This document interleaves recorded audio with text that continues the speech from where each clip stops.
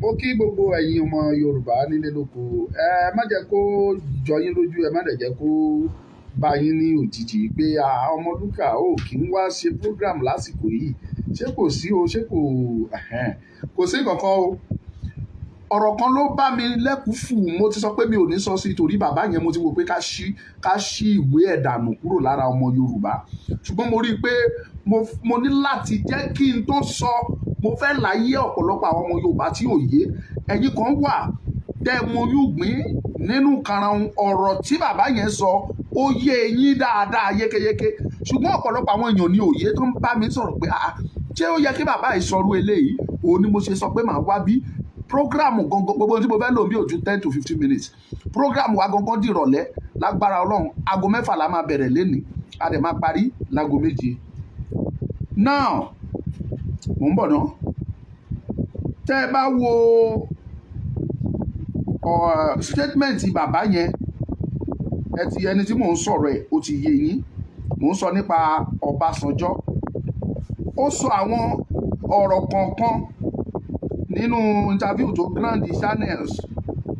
Mò ń bọ̀, màá wá jáde sí i.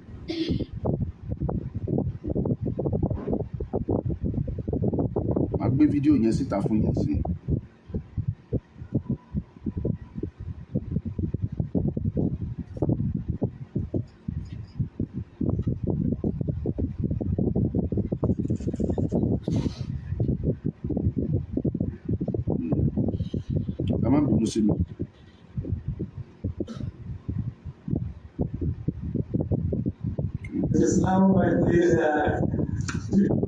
We must never legislated.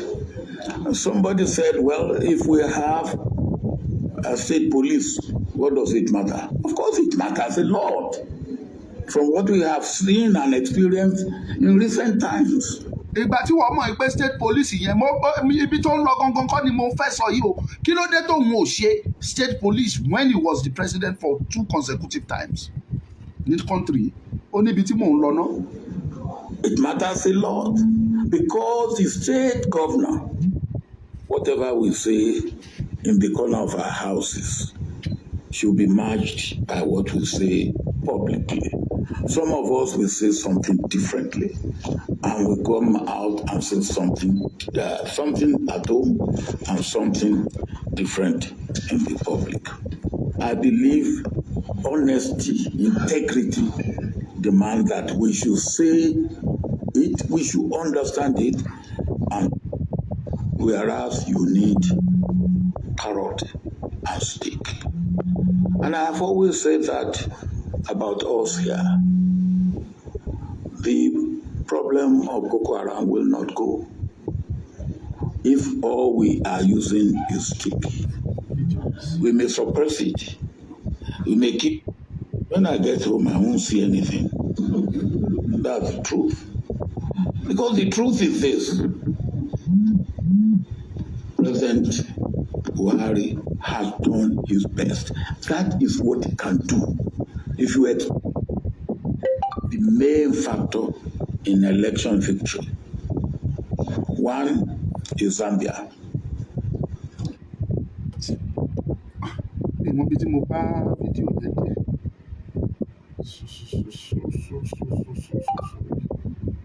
Just listen, just okay. Jẹ́ kí n ṣẹ́ẹ̀kì. Ẹ má bínú sí mi o, ẹ̀yin olólùfẹ́ mi, ẹ má bínú. Ó ní nǹkan tí mo fẹ́ dìídì fi hàn yín. Bàdá mi Alimi Ismaila, God will bless you.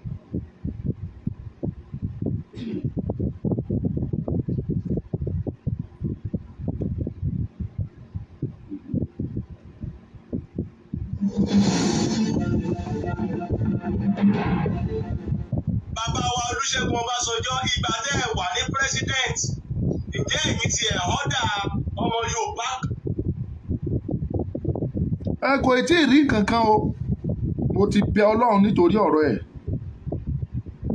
Yes, mo ti gẹ́tì fídíò tí mò ń wá.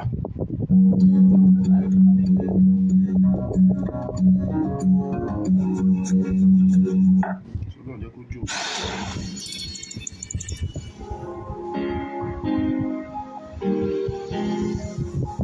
Ẹ ṣáà ṣe sùúrù fún mi, ẹ bá mi pín yẹn sí ẹ.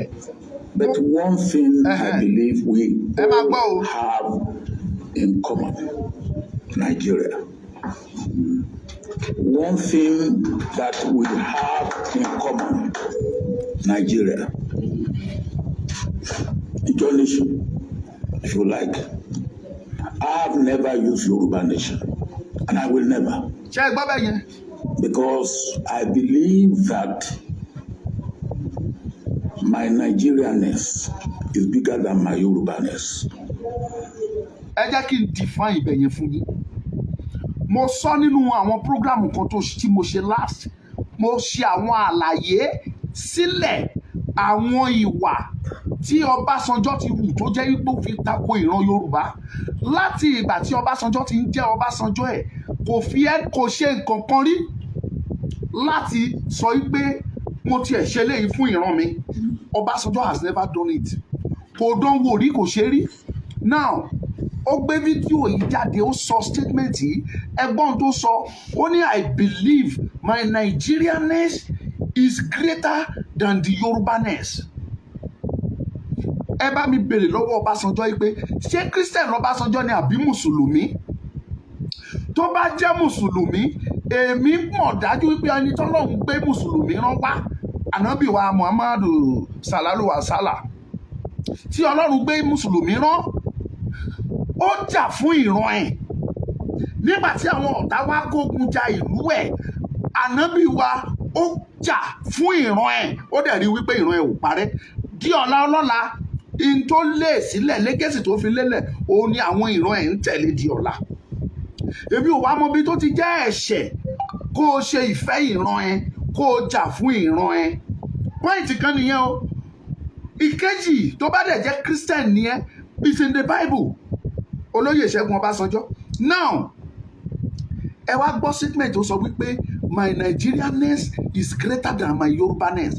Ọbásanjọ́ ń sọ fún yín clearly pé òun ò ń ṣọmọ Yorùbá ni. Tẹ́ ẹ bá wo interpretation tó ń sọ, ó jẹ́ kó yé yín pé òun ò ń ṣọmọ Yorùbá, but kò fẹ́ sọ clearly fún yín pé Igbo ni mí o tàbí Fúlàní ni mí. Kò fẹ́ sọ jáde lẹ́nu, òun ló ṣe sọ fún yín pé my Nigerianness. Ó ń try àti sọ nǹkan pé things that we have in common. He couldn't mention anything except that we have Nigeria in common.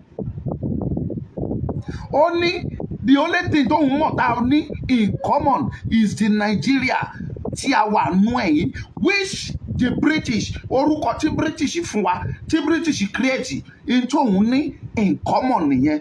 Listen further. And neither my Yorubaness nor my Nigerianness should stand in the way of each other. For me, my Nigerianness is very important because I am more than what I should have been as a Nigerian than as an Oduduwa Republic. Ṣé ẹ gbọ́ nǹkan tó sọ? Ó ní I am supposed to be more than what I should have been as a Nigerian than as a Yoruba person. What else ni Ọbásanjọ́ tún fẹ́ bí? You have been a president, you are the president tó sì lò the highest number of years láti ní Nàìjíríà. Olọ́dún mẹ́rin 1976 to 1979 or 3 years. Ó tún lo ọdún mẹ́jọ míì making 11 years tó fi ṣèjọba lórí Nàìjíríà. Lẹ́yìn tó o bá ti jẹ pírẹ́sídẹ̀ǹtì, kí lèèyàn tó fẹ́ jẹ? Gbogbo èèyàn olólùfẹ́ wa tó ń wò wá, kí ni èèyàn tó fẹ́ jẹ láyé? Mo fẹ́ kẹ́ ẹ mọ̀ ni, torí ẹ̀yin kan sì ń gbà tẹ̀yẹ̀ ń pè mí tẹ̀ ń sọ pé Ọbásanjọ́ is a figure, Ọbásanjọ́ is this. Ọbásanjọ́ ti jẹ́ kó yé yín pé òun ò ń ṣe ọmọ Yorùbá. Àwọn ẹ̀dẹ̀ ti ṣe mọ́nìsì àti gbọ́ pé ọmọ Ìgbò ni. He will not tell you. Wọ́n ní lówe là ń pòwe là ń lùlù àgídìgbò. Ó ti pa òwe fún yín. Ó ní my Nigerianness is greater than my Yorubaness. Whereas he doesn't want to tell you pé òun ò kì í ṣe ọmọ pé ọmọ Ìgbò lòun ò tàbí ọmọ Fúlàní lòun. Ìyí tí ò fẹ́ sọ fún yín nìyẹn tó ṣe pa lówe fún yín. Ó ní tó yẹ kó òun jẹ́ nínú Nàìjíríà ó ju nǹkan tó yẹ kó òun jẹ́ nínú Yorùbá lọ. So kí lẹ tún fẹ́? Àmì wo lẹ tún fẹ́? Evidence wo lẹ tún fẹ́ dìmú? Ẹ̀yin tẹ́ ń wò mí. Mo fẹ́ kẹ́ ẹ mọ̀ pé tọ́lọ́run bá ti fi ọ̀tá èèyàn tó bá ti fi hàn èèyàn, o ò nídìí àti ṣàkó sínú gbómọ́, o ò nídìí àti jẹ̀ sínú ẹni wa. Ìwọ fúnra ẹ ti mọ̀ pé this is my enemy. Then you have to be careful of him. Ọbásanjọ́ ẹ̀yin fúnra yín mọ̀ nínú ìtàn.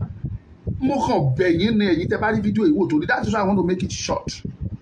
Ẹ sọ fún mi kí ni nǹkan náà tí Ọbásanjọ́ ṣe tó fi favour ìran Yorùbá rí? Ọbásanjọ́ ló lọ mú Bọ́lá Ìgè wá o. Ó mú Bọ́lá Ìgè wá láti wá pa á. Toró ti rí máìdì Bọ́lá Ìgè pé Bọ́lá Ìgè máa make sure pé Yorùbá jáde kúrò lóko ẹrú. Bọ́lá Ìgè máa rí dájú wípé òun achieve nǹkan tí bàbá Awólọ́wọ̀ ò lè achieve yẹn láti make Yorùbá nation a great nation.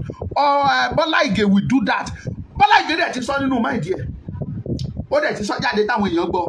Ọbásanjọ́ mọ̀ pé tó fẹ́ ṣe nìyẹn. Ìdí nìyẹn tó ṣe bẹ́gi dí ọ̀nà Bọ́lá Ìgè tó dẹ̀ make sure pé òun pa Bọ́lá Ìgè.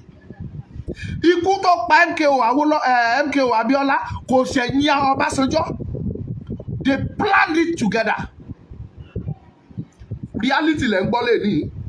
Dẹ́ndẹ́ ọ̀rọ̀ sì máa jáde. Kíríbítì ọ̀rọ̀ sì ń bọ̀. Tẹ́ ẹ̀ gbọ́, tẹ́ ẹ̀ tí ì mọ̀. Ẹ̀yin ojú Olódùmarè lèmi. Ẹ lè rí mi fi ṣe anything. Èmi di òpó Ọlọ́run mú, mo dúró lórí òtítọ́ àti òdodo. Ó tún ní nǹkan tí mo fẹ́ sọ fún yín o. Ẹ gbọ́. And I believe that should be the case Ẹ máa gbọ́ o. for every one of us. Former President of Nigeria, Olusegun Obasanjo, has reaffirmed his loyalty and commitment to a united Nigeria. He said he would never support the agitation for a Yoruba nation. The Buhari administration has been at loggerheads with self-determination groups, including the indigenous people of Biafra, IPOB, led by detained Nnamdi Kanu, as well as the Yoruba nation, spearheaded by Professor Banji Akintoye and Sunday Adeyemo, aka Sunday Igboho. Ó ní nǹkan tí mo fẹ́ kẹ́ ẹ gbọ́ bẹ̀. Nation Africa public. He boasted that everything, everyone. Wọ́n ti mute ibẹ̀. Náà ẹ jẹ́ kí n sọ fún yín. Ọbásanjọ́ sọ statement kan nínú fídíò yẹn. Àwọn tó ka news ò jẹ́ kí n rí gbọ́ délẹ̀. Ó sọ wípé nǹkan méjì lèèyàn fi ń níyì láyé. Lèèyàn fi ń command the respect. That two things ó mention. Ẹni tó ń bá sọ̀rọ̀ ó yé àwa indirectly we understood what you are trying to say, Ọbásanjọ́. Ó sọ wípé age with authority or power. Ó ní nǹkan méjì yẹn. Ó lóun ní, ó láwọn kan ò ní. Ó láwọn kan ní èjì nìkan náà ní ó ní wọn ò ní authority, wọn ò ní power. It is true. Tó bá jẹ́ bàbá Banji Akintoye ló ń rí fàásì, ó ní èjì kò ní power. You are deceiving yourself. There is power with Baba Akintoye. The power of the masses. Tí ìwọ ò ní, you only have the power of book. agbára inú ìwé ló ní Ọbásanjọ́. Mo dẹ̀ ń sọ mò ń tún sọ Ọlọ́run máa fún wa á rú àwa wọ̀nyí ní agbára àwa la máa dá sẹ̀ríà fún yín bàbá. You are enemy to our race. You are enemy. You are an enemy to our destiny. You are an enemy to our children unborn. Bàbá, èmi kàn ń wá láti yan ilé ìfún yẹn mọ̀ pé mo ti ṣe program ẹ̀ sẹ́yìn but nígbà tí mo rí news yẹn láti bí ìjẹta mi ò fẹ́ sọ̀rọ̀ lé lórí but some people were calling me pé Ọmọlúkà kí lórí sí kìíní ó mo ṣe ní kí n wá yan fún yín kẹ́ ẹ lè mọ̀ pé kò sí àmì kankan tẹ́ ẹ tún wá láti jẹ́ kẹ́ ẹ mọ̀ pé Ọbásanjọ́ ó ti jẹ́ kó yé pé òun sọ ọmọ Yorùbá ọmọ Nàìjíríà lòun kò kàn fẹ́ sọ fún yín nípa ọmọ Ìgbò ni mí o ìyá mi ni Fúlàní o èmi gangan fúnra mi ọmọ Ìgbò o Ọbásanjọ́ ò fẹ́ sọ clearly fún yín ni ló fi sọ pé I am in Nigeria. But the facts and the reality have been spoken. Ó ti sọ that I have nothing to do with Yoruba. And no, ẹ fúnra yín ẹ gbọ́ now.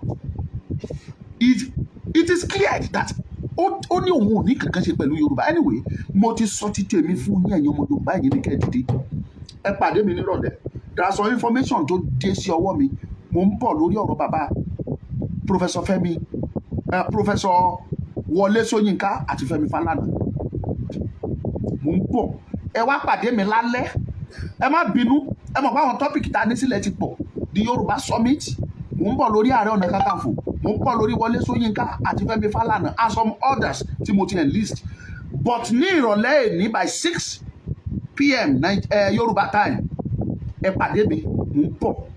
Ó ní àwọn information tí mo fẹ́ fún yín lórí Professor Wọlé Ṣóyínká. Ẹ dẹ̀ gbọ́ lẹ́nu.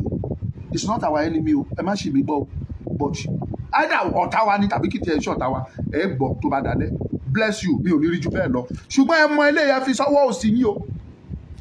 Ìpè Ọbásanjọ́ tẹ̀ ń wò yẹn ó ti declare fáàtì fún yín o pé òun ò kì í ṣe ọmọ Yorùbá o ọmọ Nàìjíríà lò. Àmì wo lẹ tún wá? Àmì wo lẹ tún wá? Evidence wo lẹ tún wá? Tọ́lọ́ bá ti fọ̀tá èèyàn hàn yàn. O ò nídìí àti yọra ẹlẹ́nu mọ́.